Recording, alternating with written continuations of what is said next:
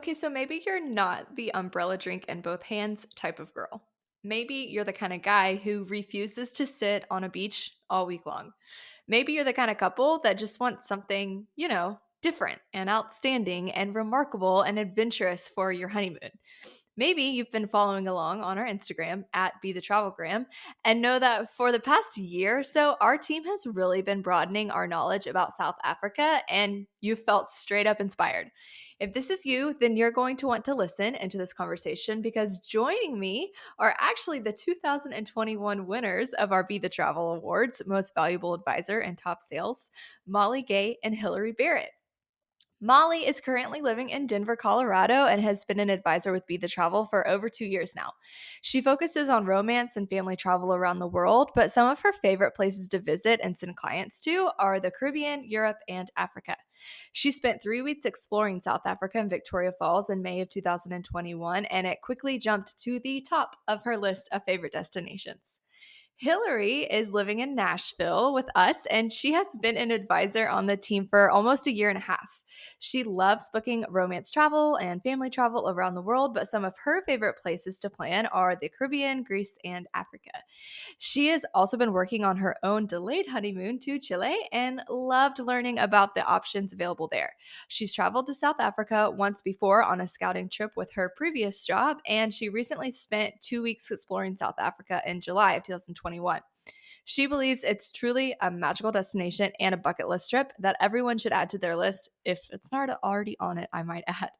Since today we're talking about everything that you need to know to plan a dream honeymoon to South Africa, let me tell you, Molly and Hillary are just who you want to hear it from. They are some of the best at what they do, and I cannot wait to dive in.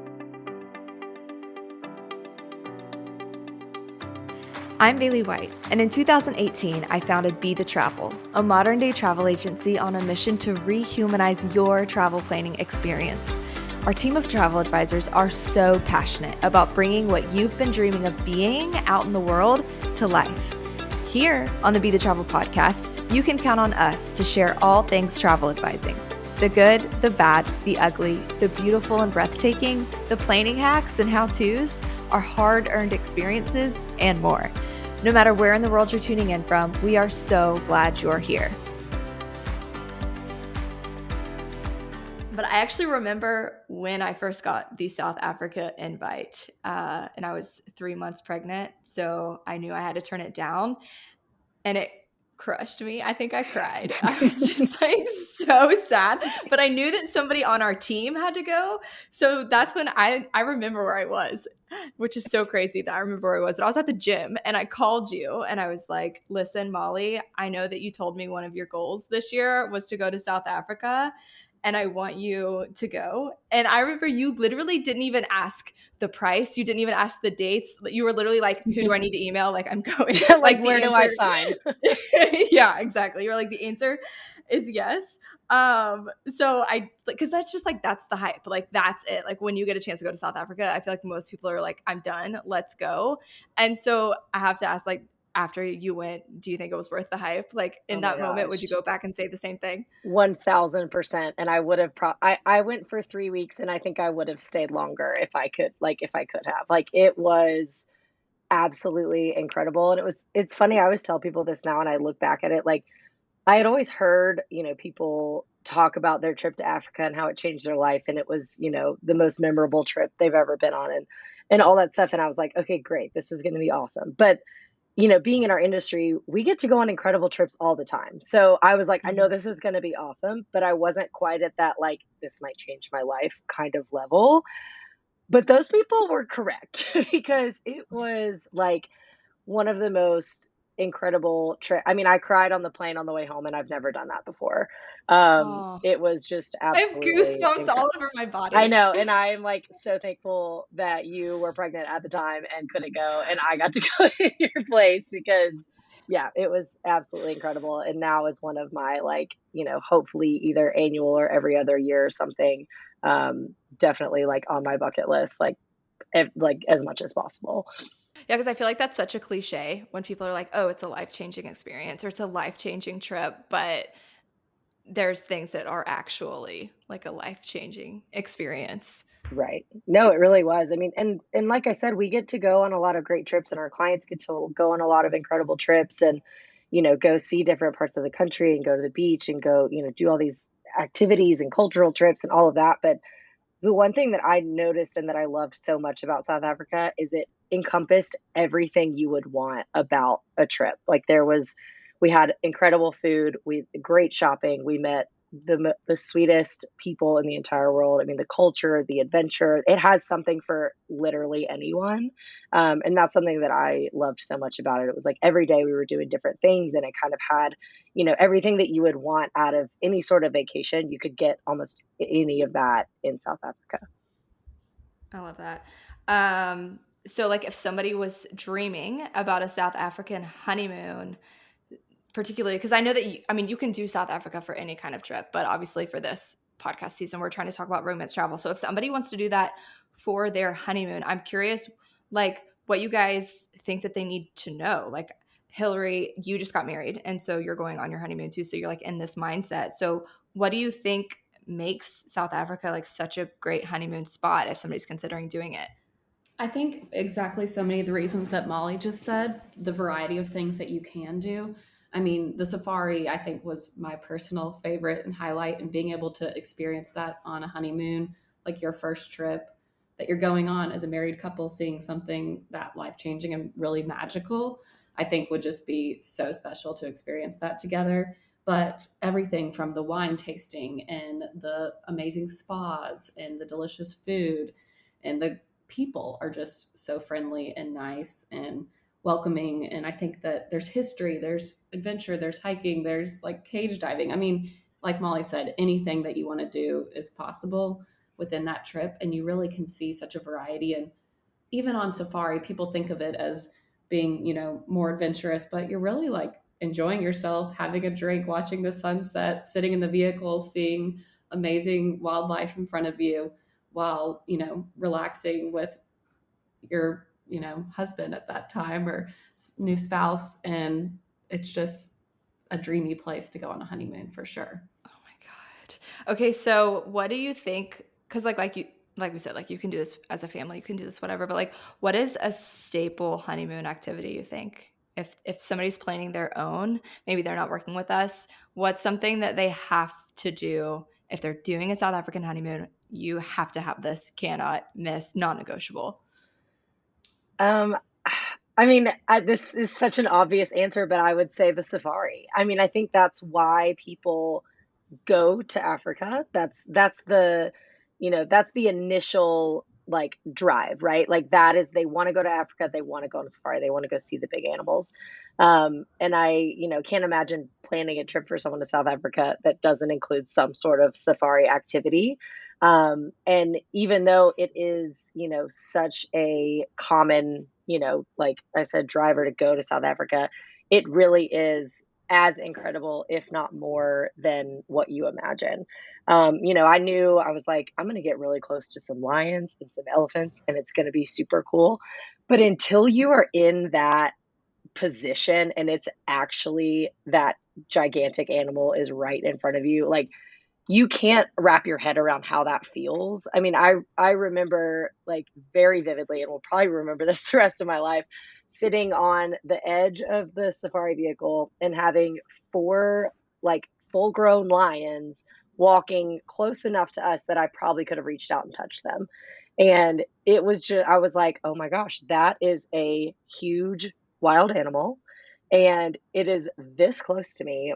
I mean, I felt obviously totally safe the entire time because, just being with the guides and they make it, such an incredible experience, but it's kind of surreal. It's like it doesn't really seem real until you get back to your like safari camp or wherever you're staying and you're like, "Oh my god."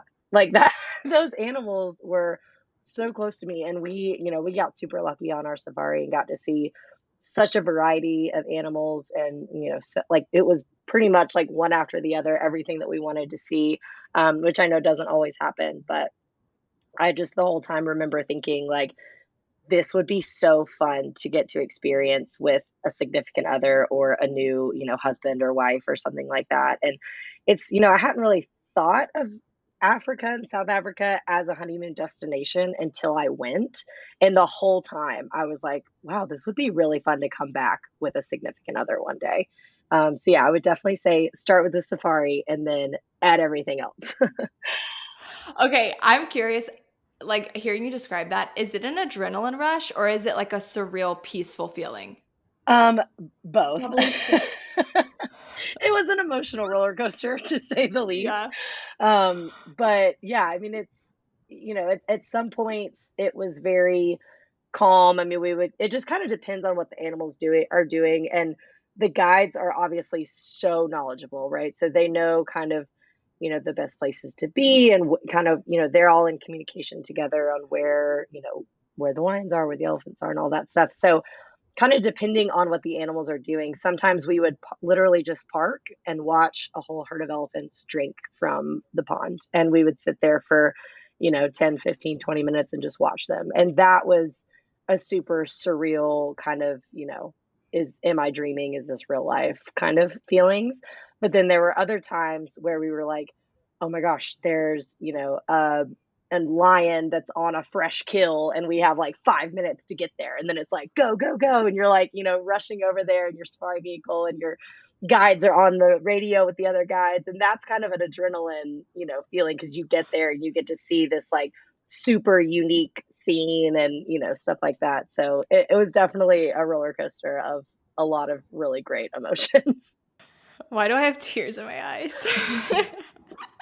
That doesn't I go want to away. go so bad, like so bad. Okay, so let's talk about time of year because a lot of times with honeymoons, like if it's a big trip like South Africa and it's for your honeymoon, you might consider doing it at a different part of the year. So like if you get married in March, you might wait until later in the year to take your honeymoon just because like you want the weather to be a certain way. And I'm curious because you guys went during different seasons. So can you guys talk a little bit about like time of year to travel to South Africa and the seasons and the differences between y'all's trip? Yeah. So I think it really is a year-round destination, and what you're going to experience and what you can see is a lot different times of year as well. I was there in July, so that was their winter. And we had very chilly mornings to start. I mean, definitely packed layers, but the wildlife viewing, they say, is incredible that time of year and some of the best. And part of that is with the bush being a little bit less, green and lush after the rain. It is so much easier to spot things from further away. So that was a huge, I mean, the amount of wildlife we saw was truly incredible. So I think that I loved seeing it that way. And every morning when we got on the game drive, you also wake up a little bit later. It's like more of a 6 a.m., not a 5 a.m. start, like I think it is sometimes. But we would get up, get like a cappuccino to take with you. They'd give you a blanket, a hot water bottle, and just get you all cozy to go on the game drive, which was a fun experience. And then you get back and have a delicious breakfast, and it quickly warmed up. I mean, to the point that I was changing into shorts by the afternoon, started in my down jacket and gloves, and then people were sitting by the pool midday. So the weather warmed up quickly, and it was really enjoyable. Is the late start, is that because of the weather or is that because of the sunrise? Sunrise. Okay. And I think the heat too. Like in the summer, you got to go really early to their summer to, I think part of it's the heat. And then you have a bigger break in the days. But then you have more time for like getting a spa treatment and chilling by the pool and those kind of honeymoon type activities. Yeah, for sure. So I had a very similar experience. So I was there in May, and obviously their seasons are opposite ours. So I kept getting like I had to keep reminding myself of that because, they were saying that they get a lot of American travelers around like Christmas and the holidays because of course kids have longer breaks and things like that, and that's summer to them. So it's pretty warm to pretty hot, throughout the whole time. I loved, going in a little bit more of that kind of in between time because just like you said, Hillary, in the mornings, it would be pretty chilly. We would layer up and they would bring us, like a warm blanket and something just to kind of get you going. But, by the time the sun came up, it kind of warmed off and we were shedding layers. And then, midday, we were sitting by the pool and, tank tops and stuff like that. So you kind of get a nice little variety of temperature. And just to kind of touch on that, because I don't know if everybody like really understands the early morning kind of thing. So typically safari lodges will do like 2 different game drives during the day. So where you go out on safari in the vehicle and go out and see the animals. And typically they'll do one really early in the morning and then another one later on in the evening, just to kind of, catch the animals like when they're most active. So like close to sunrise and close to sunset. That's not to say you can't see really incredible things in the smack middle of the day. They just try to kind of do that to give you, the best chance of seeing the animals. So there are some early mornings, but I don't want that to scare people. I got up and did it every morning. It was 1,000% worth it, and I am not a morning person by any means. And it's also totally optional if you and your new fiance or new spouse want to sleep in a little bit. Totally do it. Skip the morning safari. Go get a spa treatment. It's obviously no pressure with that, but it is definitely worth it to get up and go and enjoy that, coffee and see some really cool animals and come back to a, incredible breakfast when you get back. I was going to say, I feel like that's one thing that, I mean, the animals are really the wow factor. But while you're there, like Molly said, you come back and you sit down and have the most delicious, like full breakfast brunch. And then you have some time to chill. And then you have maybe lunch again at some properties. Some properties, the brunch is kind of your main meal. And then they'll have afternoon tea or snacks out in the afternoon before you head out again. And just the amount of like delicious food and drinks and that aspect of the relaxing vacation is also completely built in during the fun, action, being on the vehicle, seeing the wildlife. Yeah, and I loved that our properties, both the properties that we stayed at had a spa and a pool at both of them. So it just kind of like again gave you a totally different like just relaxing by the pool experience and just kind of like soaking in everything that you saw that morning and again kind of that surreal like I can't believe we're here kind of feeling and yeah, it's just really awesome. And even from those places at some of these lodges, like the pool might be overlooking a river where you'll be sitting by the pool and then see elephants come down to drink. Like it doesn't stop once you're back at your camp. Oh yeah, I mean, I saw like 3 or 4 rhinos and a handful of elephants while we were eating lunch on this patio. We watched them like not really fight, but they got a little territorial over the watering hole that was right outside of the hotel, and just like watching them, kind of like show each other their like I don't know, like I'm like, this is my area. And like one of the elephants like tried to charge one of the rhinos. And I'm just sitting there like eating my salad and getting to watch all of this happen. And like, I was like, this is insane. And I feel like on that note, it's making me think about that I don't want to forget to talk about one thing that if you do work with us that we can help you with is figuring out a camp that is either closed off or one that animals can kind of freely come and go based off your comfort level. Like one of the lodges we stayed in at night, once it got dark, you needed someone from the resort or the lodge to have a flashlight, walk you back to your room, make sure you got in your room and like we're secure. And during the day, it was fine to walk around, but at night you needed that. But then some of them are totally secure. You can come and go as you please. And some people, I thought it was so cool to know that they could be right outside your door. And one morning I saw where someone had been laying right outside my door, but some people might not be as comfortable with that. So that's another thing we can help you figure out when you're figuring out the best place for you to stay. Yeah, I had a little plunge pool on my back deck. So like open my door, 2 steps, you're in the swimming pool, and I watched elephants drink from my swimming pool. So, I mean, I was like standing inside, like I could have opened the door and reached out and touched the elephants. I didn't do that because they advised not to do that.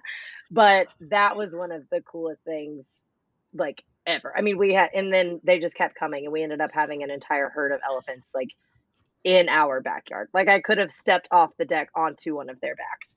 But our first lodge that we stayed at was, fully secured with an electric fence. So we could have, we could kind of like wander around as we pleased and like not have to worry about that. So it, there's definitely pros and cons to both, but that's a great point, Hillary. I know like different people have, different comfort levels and like adventure levels and, might have a preference one way or the other. Yeah, because this is thrilling. I like have the cheesiest smile on my face. I keep looking down at my face on the video. I'm like, God, I look ridiculous. But this is like thrilling just to even like talk about, honestly. Like it really is. But I want you guys to talk to me about other honeymoon components, like besides safari, just so that like people can get an idea. Because you say it's like such a well-rounded destination. Obviously, the highlight is seeing the animals, duh.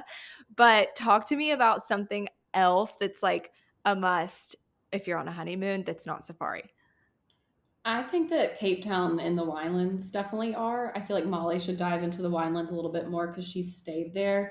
I did a day trip there and I was like, okay, next time I'm coming back and staying at least 2 or 3 nights, and would suggest honeymooners to do that as well. But Cape Town, just the food is truly incredible. The hiking around is amazing. The peninsula tour is really special to be able to go and see, just that perspective of feeling like you're at the end of the world, kind of looking around. And like the penguins at the beach are a famous thing that people love to see, and it really is cool. But I feel like there's so much, and depending on the time of year, I mean, it's also a beautiful beach destination. And if it's a little bit warmer, which we like went biking around the beach and on the coast and things like that. But I mean, you can lay out and be at a beautiful beach destination as well while you're there. So um, I think that, but the Winelands are somewhere where I was like, if I come back on my honeymoon here, I'm staying a few nights there. Absolutely. And I'm a huge wine person too, so I, loved the whole Cape Town and the Winelands experience because I mean, Cape Town is like one of the most well-rounded cities. I mean, you have a beautiful city, mountains, and the beach all right there within the same view. And we did a helicopter tour actually when we were in Cape Town, which I highly recommend because it just gives you like the coolest view of the mountains. And I mean, it is literally Mountain City Beach all within, one view, and getting to see it from the helicopter perspective was super cool. But yeah, we did. So there's three different kind of main wine country areas right outside of Cape Town. When I say outside of Cape Town, I mean like 15, 20 minutes to get to kind of some of the first vineyards. So, you can definitely do a day trip, either, with a driver that can take you through and kind of give you a wine tour. I know that the helicopter company that we did our tour with also does helicopter tours to the wine country, where they'll actually like take you out there and you'll get to do that. But we actually went and stayed in Franschhoek, which is about an hour from Cape Town. So Constantia, Stellenbosch, and Franschhoek, to my knowledge, are kind of three of the big, wine areas. And like I said, they're all between like 15, 20 minutes and, an hour plus from Cape Town. And it was just so cool because you felt like you were stepping into a different world, 30 minutes down the road from, the beach and the mountains. And then you're in this like beautiful wine country where you still have like, you would have a vineyard and then gorgeous mountains right behind it. And just some really, really cool, very quaint, vineyards that would have like a handful of rooms on property where you got to, obviously drink the wine from the local vineyard, and just incredible food, the kinds of places where the owner will walk out and sit down at the table with you. And just, really, I love that when I travel to any sort of wine country, like I want quaint boutique, smaller properties, but they have literally everything again. So, depending on what type of wine you like and what, size property you're looking for and all of that, they have such a variety between all of those destinations, where you can go and relax for a couple days, or you can go and do a full day, bopping around to a bunch of different wineries. And so that was, yeah, I would say after Safari, that was probably my second favorite, was getting to go and spend some time in one country.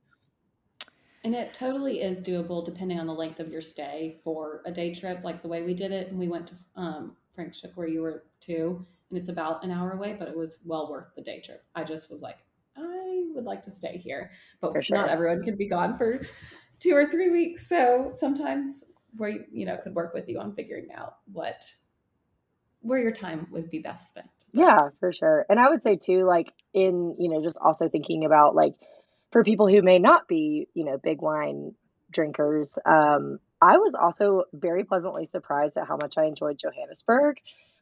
We got to spend some time in Johannesburg, and I feel like Johannesburg is, typically a spot where people are like, okay, we're going to fly into Johannesburg, spend the night, and then we're going to go somewhere else, which, depending on what, your top like to-do list on your trip are, that may totally be the case. But there's so much history in Johannesburg that, I think for people who are interested in history and, culture and all of that, would definitely benefit from spending a couple of days there.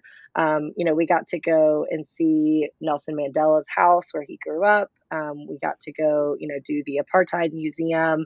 So just a lot of that, history of Nelson Mandela and the anti-apartheid movement. And, he became president. We got to see the prison where he was for several years. And so if people are interested in more of kind of the history side of things, they have a ton of that there to offer as well. Okay, so you've sold me, and I know that you've sold a lot of people who are listening, but obviously this is not a cheap honeymoon. This is not the couple that comes to us and it's like, hey, we're balling on a budget. What can we do? South Africa isn't on the list of recommendations. So let's talk about price range. I mean, what do people need to really consider when they're thinking about finances behind making this trip come to life? So I think that at a minimum, there's a lot of ways that you can do this trip, and there's a lot of different camps and lodges from the safari aspect, and then hotels, in Cape Town and other areas as well. I think at a minimum $1,000 a day for being able to go to some of these places, but maybe stay at more of a camp, and not have as much of the gourmet food experience, but still be able to see the same wildlife, which is obviously was our favorite part. So would be well worth it. And then it can grow just exponentially from there for the level of luxury that you're looking for. And you would truly be amazed at you're in the middle of nowhere in the wildlife, and the level of luxury can just be incredible, from the best service, best food, best accommodations out in the middle of nowhere, and that can happen. So I think that like 1,000 a day probably minimum, 2,000 a day probably a realistic, and then it could grow from there very easily, for depending on what you're looking for.